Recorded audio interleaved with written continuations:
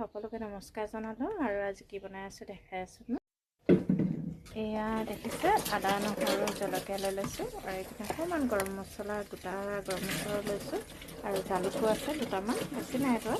আৰু এইপিনে বিলাহী এটা কাটি লৈছোঁ আৰু এইখিনি মই পিচি লওঁ। আৰু এইপিনে দেখিছে পকৰীৰ কাৰণে মই বন্ধাকবি আৰু আলু দুটা বইল কৰি এনেকৈ দি দিছোঁ আৰু জলকীয়া আৰু কেঁচা পিঁয়াজ এনেকৈ চব দিয়া হ'ল আৰু বেচন অকণমান দি দিছোঁ।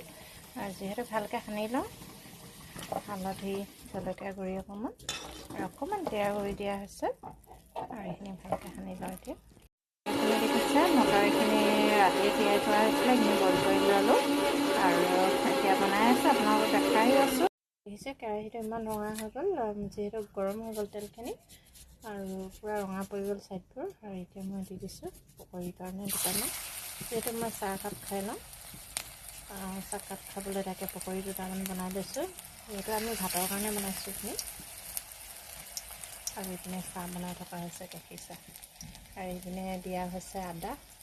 পকৰী হৈ গ'ল চাহৰ কাৰণে আৰু এইখিনি মই পিছত বনাম গৰম গৰম খাবলৈ। আৰু এতিয়া এইখিনি তেলখিনি গৰমেই হৈছে আৰু অকণমান দিম, যিহেতু ঘুগুনিখিনি বনাব লাগে।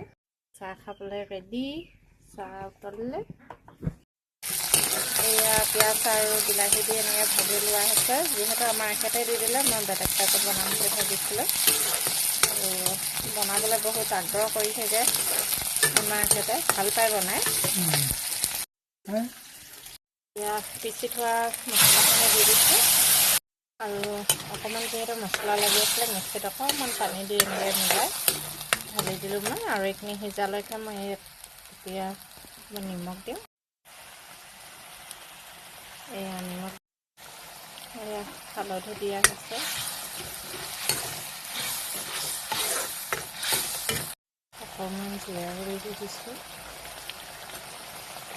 আৰু অকণমান ৰেড চিলি দিছোঁ।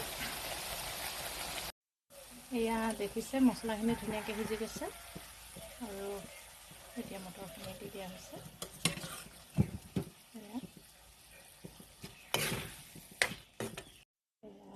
দেখিছে লৰাই দিয়া হৈছে, পানী নিদিওঁ যিহেতু বেছি পানী দিলে বেছি পনীয়া হৈ যায়, ভাল নালাগে সেনেকৈ।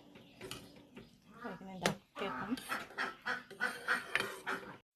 আৰু যিহেতু ভাতৰ লগত খোৱা হ'ব আজি মটৰ ঘুগুনি, ৰুটিৰ লগত হ'লে বেছি ভাল লাগে খালি। ছোৱালীজনীয়ে আমাৰ ৰুটিৰ লগত খুব ভাল পায় আৰু তাই আহি দেখিলে ক'বই আমাৰ ৰুটি বনাই দিয়া বুলি।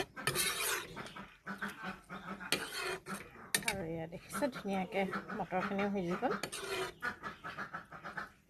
আৰু মটৰখিনি বিশেষকৈ বেছি একদম হেৰি হোৱাকৈ সিজাব নালাগে, যিহেতু বেছি সিজি গ'লেও বেয়া। আৰু মই সেনেকৈ সিজোৱা নাই, এয়া দেখিছে কিছুমান গোটা গোটা হৈ আছে, বেছি চিটি মৰোৱা নাই। আৰু তেতিয়া এনেকুৱা ভাল হৈ থাকে মটৰখিনি দেখিবলৈ আৰু খাবলৈও ভাল লাগে। বেছি গেলগেলীয়া হ'লে ভাল নালাগে বস্তুটো খাবলৈ। আলুকেইডোখৰ এয়া দেখিছে এনেকৈ মই ভাঙি নাই দিয়া, সিজি গৈছে আলুকেইডোখৰ ধুনীয়াকৈ, এয়া ধুনীয়াকৈ সিজি গ'ল। এয়া দেখিছে মটৰখিনি ধুনীয়াকৈ হৈ গ'ল আৰু কালাৰটো ধুনীয়া হৈছে, যিহেতু গৰম মছলা এনেকৈ পিচি দিছোঁ। আৰু এটা বিলাহী এনেকৈ পিচি দিছিলোঁ, এটা এনেকৈ তেলত দি দিয়া হৈছিলোঁ।